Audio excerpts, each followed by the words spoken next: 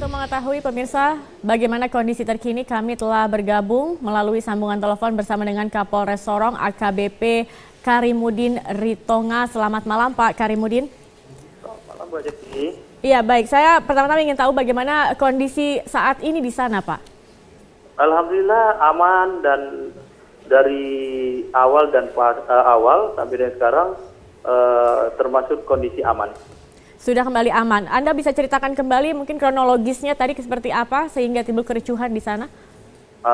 Jadi ini berawal dari mungkin anak muda ya pulang pagi, kemudian dipalak sama orang yang lagi ngumpul duduk-duduk dipalak, kemudian diambillah HP-nya. Kemudian setelah itu dia kembali ke tempat temannya dan bersama temannya datang kembali lagi. Mungkin di situ terjadilah pertengkaran sehingga korban atas nama Herman Semunya itu tertusuk, diduga tertusuk tombak. Begitu. Informasi bagi suasana di Kota Sorong yang kali ini kembali mencekam pemirsa saat keluarga korban penusukan yang tidak terima melakukan kericuhan di tengah kota.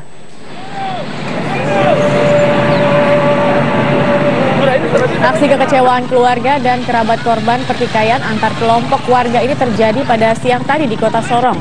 Kerusuhan terjadi saat keluarga korban mengarak jenazah.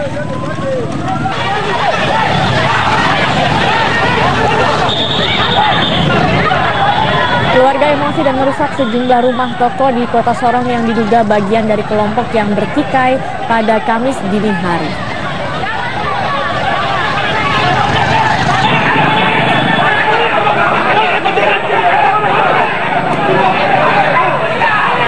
Sebelumnya pertikaian antar kelompok warga terjadi di Jalan Ahmad Yani, Kompleks Yohan, Kelademak 3 Sorong pada Kamis dini hari. Bentrokan dipicu tewasnya seorang pelajar berusia 18 tahun bernama Herman Semunya. Korban tewas setelah ditikam orang tidak dikenal dan keluarga korban yang tidak terima menyerang rumah kepala suku karena menduga pelaku merupakan salah seorang warganya. Polisi yang berusaha mengamankan situasi justru diserang massa dengan batu dan botol. Massa yang marah juga membakar sejumlah gerobak yang berada di pinggir jalan, dan untuk menghalau massa polisi terpaksa menembakkan gas air mata serta melepaskan tembakan peringatan ke udara. Kami peringatkan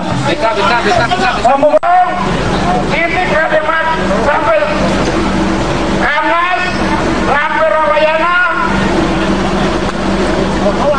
dan jihad atau yang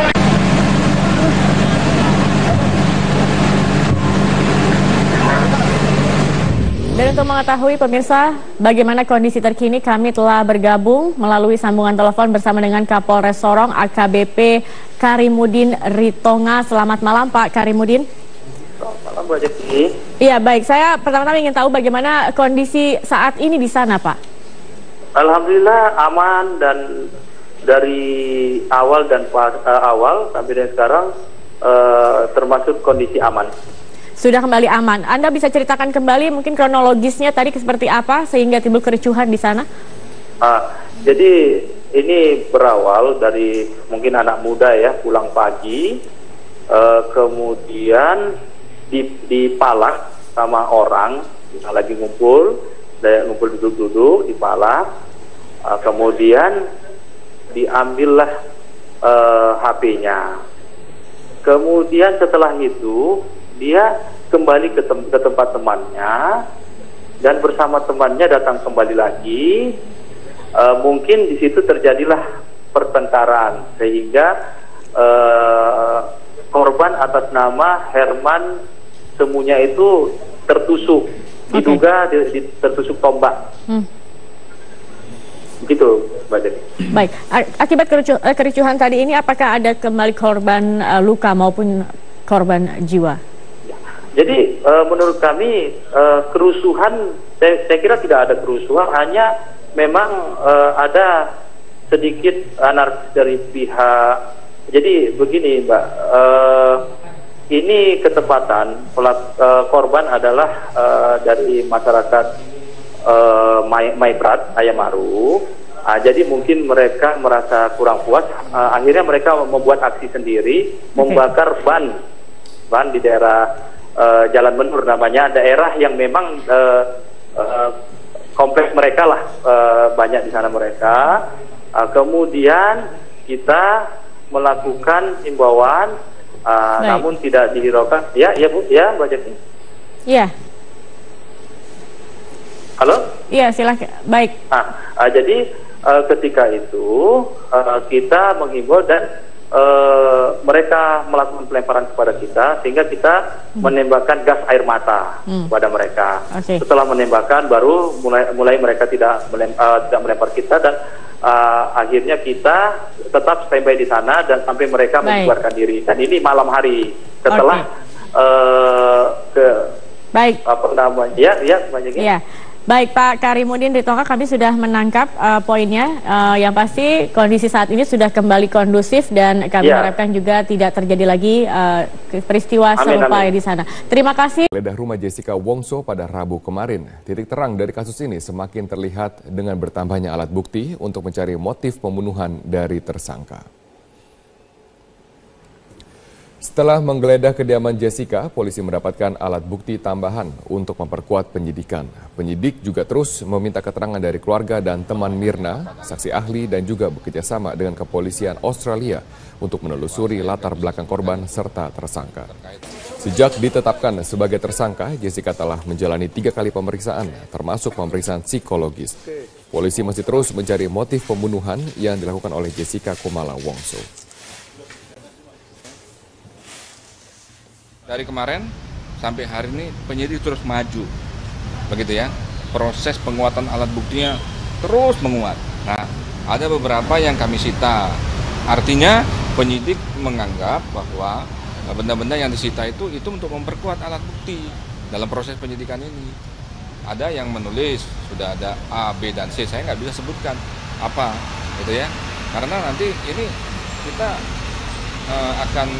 akan beradu strategi. Dan kita beralih ke informasi mantan Gubernur Banten, Ratu Atut Khosia berulah di lapas wanita kelas 2A Tangerang. Ratu Atut dikenai sanksi oleh petugas lapas karena kedapatan membawa ponsel selama mendekam di Buwi. Dari hasil razia yang dilakukan oleh Polres Tangerang ke dalam lapas 2 Tangerang, petugas menemukan puluhan ponsel, di antaranya milik terpidana suap Pilkada Banten, Ratu Atut Khosia. Menteri Hukum dan HAM Yasona Lauli menyatakan tidak dibenarkan penggunaan HP oleh narapidana di dalam lapas. Terlebih sudah ada ketentuan yang mengatur ketat tentang pelarangan sejumlah fasilitas termasuk handphone ke dalam sel tahanan. Menkumham menduga ada permainan dari petugas lapas atas kepemilikan ponsel milik Ratu Atut Khosia. Nah, kalau ada masuk handphone di Atut berarti ada yang nggak benar. Pengamanannya, petugas pengamannya, nanti siapa itu kita lihat ya. Kita beralih ke informasi Badan Legislasi DPR akan menggelar rapat koordinasi dengan KPK hari ini. Dalam pertemuan ini akan dibahas sejumlah isu terkait kewenangan dan langkah revisi Undang-Undang KPK.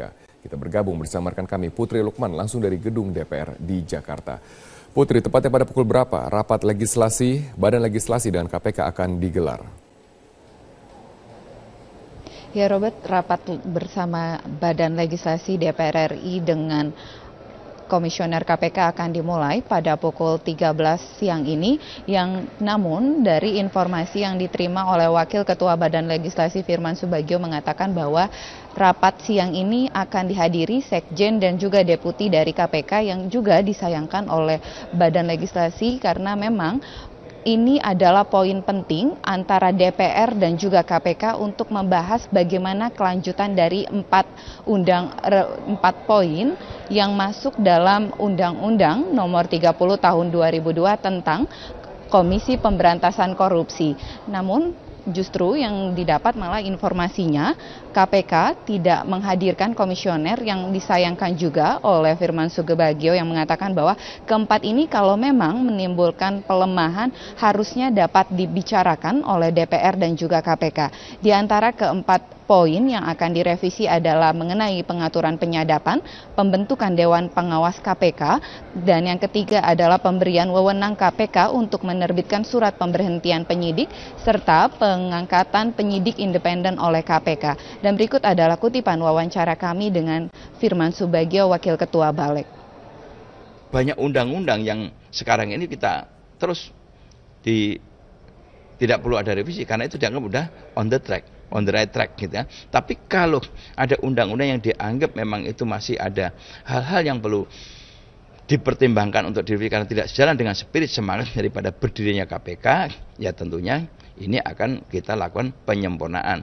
Tapi yang mendasar adalah penyempurnaan itu dan memberikan penguatan antara lembaga penegak hukum satu dengan yang lain dan kemudian tidak ada indikasi untuk melamakan. Robert. Ya Putri, apakah dengan ketidakhadiran Komisioner KPK dianggap DPR sebagai bentuk penolakan terhadap revisi Undang-Undang KPK?